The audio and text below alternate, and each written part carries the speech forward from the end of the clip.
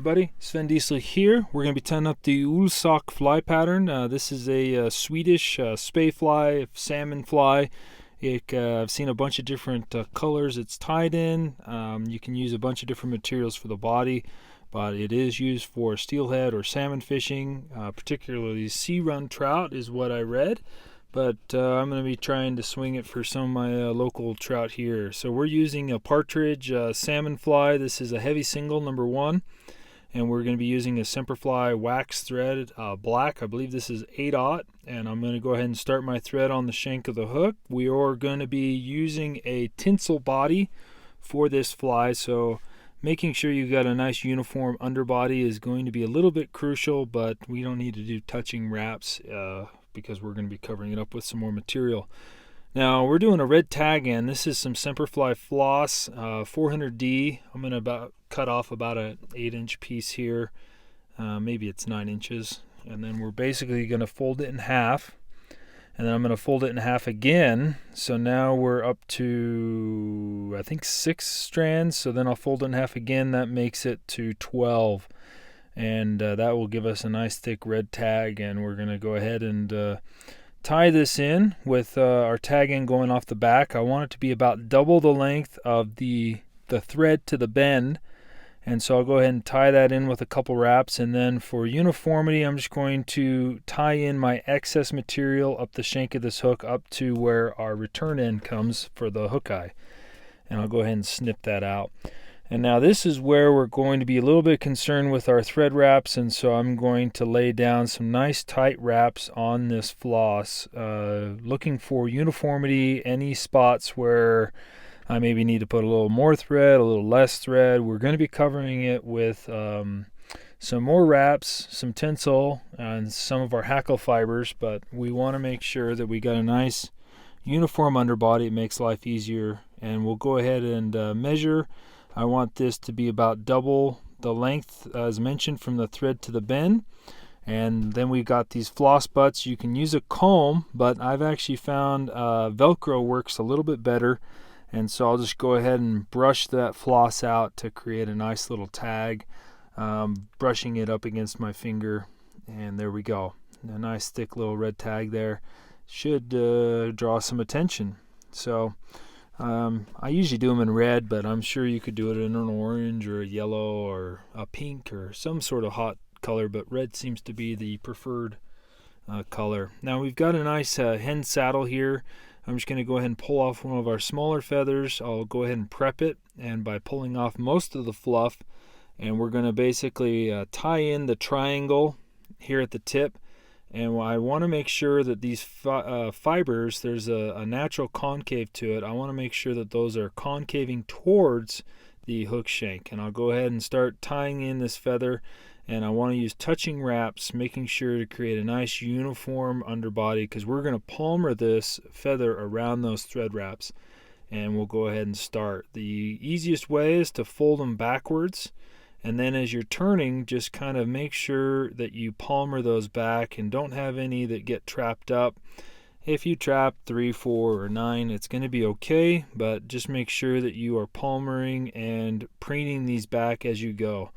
Some guys like to fold them in advance. I just do it as I go, and we'll work our way up until pretty much we run out of fibers. So just continue to wrap. It should be between 4 and 7 wraps depending on how long your feather is and how many fibers it has on it. But we're just going to go ahead and tie that off now, and because I like to make sure that my tinsel is going to go on smooth, I'm going to go ahead and secure that stem up the shank of the hook to help with uniformity. And we'll go ahead and snip that off. We're going to be doing this in segments. And so basically you want to divide the remainder of your shank, and you're going to do 3 more Hackle fibers, with the last one being right at the eye. And so we want to make sure that we just get a nice thread underbody. And you can see right there I've got room for 1 and 2 more. So this is about where I want to tie in my next feather. Now for my body, I'm just using some large purple tinsel. I'm just going to go ahead and tie that in. and then palmer it, and I'm pulling pretty hard on this as I palmer it around the shank of the hook, and I'm going to work my way down, but making sure not to go over any of my fibers of the feather. I don't want to secure those down with the tinsel, and so I just stopped right before kind of where my thread ended, and then I'll work my way back up, focusing on overlapping wraps, uniformity, and if you have a spot where it's slightly smaller or slightly divoting in, just go ahead and do a couple more wraps of the tinsel. But then I always, since tinsel seems to be a tricky thing to tie off, I kind of fold it back over itself and then do a few securing wraps and tie it off. And I'll select a feather for my next section, slightly longer fibers than the first. So basically I started up towards the top of the saddle, and I'm going to work my way down as I work my way up the shank of the hook, if that makes sense. Probably getting a little confusing on progression here, but you'll understand why, and you'll understand very quickly if you grab a feather from the wrong section of the saddle and it's way too long or way too short. And if you do that, just go ahead and take it out and do it again.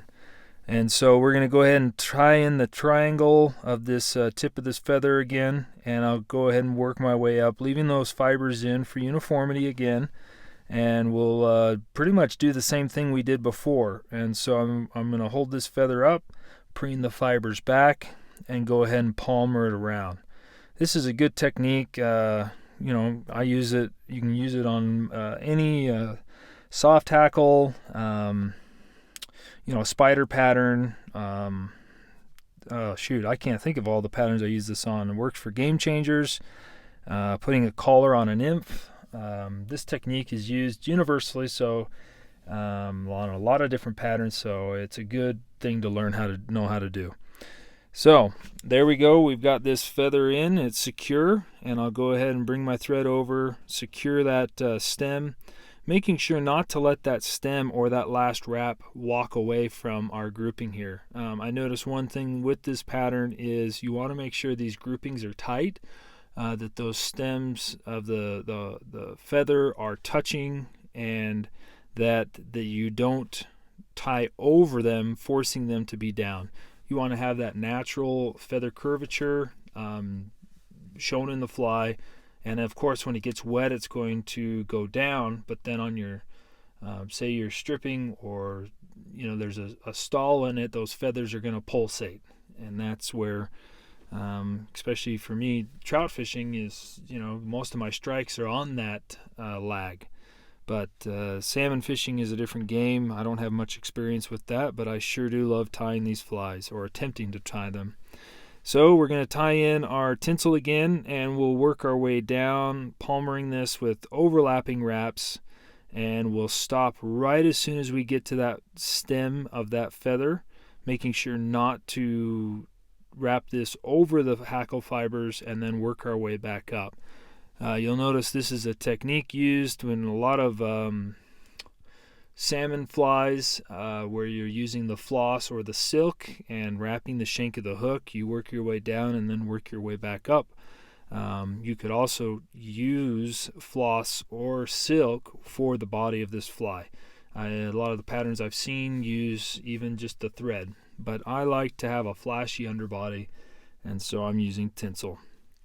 Now we're progressing our way up with our hen feathers here, and we're going to be grabbing up more towards the bottom of the saddle, or the larger feathers, and we'll go ahead and do the same process. Tie in the tip of this feather with some nice securing wraps, working our way back over, and then I'm going to I'm going to actually snip this out, because we are getting to where we're going to run into the other tag end of the hook eye, and so I want to make sure that we have a nice uniform body.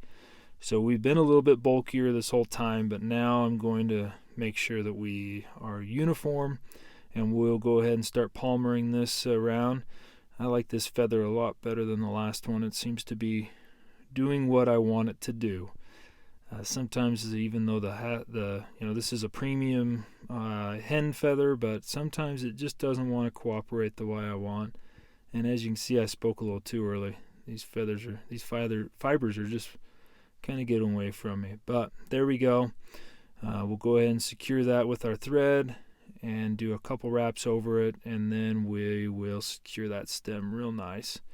And oh yeah, that looks really good. Okay, I'm just going to put this stem right there in between the two metal joints. It will help me to build a nice smooth circular body. And we'll go ahead and do some thread wraps here to build up a little bit of bulk to where we were, making sure to look at it from all angles, and that looks pretty uniform. I got a little bit of a space there. Now we're covering with a purple tinsel, which doesn't show through, but if you're using like an opal or a clear tinsel, you would want to make sure that your underbody thread is you're going to see it through that tinsel, but we're not seeing it through this purple. So the last purple section here, we're going to go ahead and tie in this tinsel, making sure we have enough room here at the eye. And so I'm going to go ahead and wrap over what I just tied in, and then work my way down to the last feather, making sure not to tie over or use this tinsel to go over any fibers. You don't want to trap them down, just right there in front, and then work our way back up. And I'm pulling on this pretty good. As you can see, the hook is moving as I'm palmering this. These are tight wraps. You could lay down a little bit of super glue or something beforehand, but with these tight wraps I'm almost stretching the material around it. And so unless I have a pretty aggressive bite, I don't see a double layer of this really breaking. So that's just me. I don't mind tying flies, but if you're concerned, I'd put a little bit of super glue or some sort of brush, hard head, or something beneath that tinsel just to secure it even more. But here we are. We're picking a pretty large fibered feather for our last one, and this is the key ingredient. This is the head of the fly, and so we'll go ahead and prep this by stripping off the fluff, and I will go ahead and tie in the triangle point. And a habit I've kind of been getting in, instead of just tying in a small triangle, is I tie in the tip, fold it back over itself, and this also just builds a little bit of a hump for me to make a nice head in the future. And I'll go ahead and snip that out, making sure not to snip my thread or the feather we're going to palmer, but that way I can really kind of tug on this feather without it coming out. And that's a key, because when I'm filming this, I don't want feathers flying out when I'm palmering it. But we're going to really utilize all these fibers and making sure to crease them down. This is kind of twisted on me, but we'll get it aligned properly. And as you're coming around, making sure that those fibers are going down the right side of the stem, and then go ahead and palmer it and preen back as you go. And you're going to get 5 to 6 to 7, maybe even 8 wraps with this feather. And I usually like to go a little bit bigger on most of my head flies, where you're using a soft hackle, and it really just makes for a nice little head and a nice profile. And so we'll go ahead and secure that with a couple wraps behind that stem, and then making sure not to go over the hackle fibers, causing them to lay down more flat. And we're going to have to secure this, and because I'm using such a a small diameter thread, I'm going to have to build up a little bit of a head here. A lot of these classic flies have a nice head to them. You can build that up by using head cement or a UV resin, but I find it easier to have the shape of what you're going for, having a nice little bump head, using your thread in advance, and that way it also secures and makes the fly a little bit more durable. But I think that looks pretty good, so I'll go ahead and do a 3-turn whip finish, making sure not to screw up that head too much. And I'll go ahead and snip out my thread, and I'm just going to dab, I know some guys will do 3 to 4 coats of hard head in black. I'm just going to use a thin resin, and I'm just going to brush it on, making sure the first coat goes all the way around, trying to avoid any of the hackle fibers, the best I can, but this is going to penetrate in, and I'll just let that soak in for a second before I hit it with the UV, and I'll go ahead and hit it. And now I'm going to do a second coat just to build it up a little bit nicer, get a little bit of a bigger head. And since I used the black thread, it's visible in black, but you could always color it with a Sharpie. But I know the preferred choice among some of the more classic tires is to use a black hard head or hardest hole in black, or I think they even make UV resins in black now. But super fun fly to tie. You can mix and match your Hackle colors. You can use a tinsel body, you can use a silk body, you can use a floss body.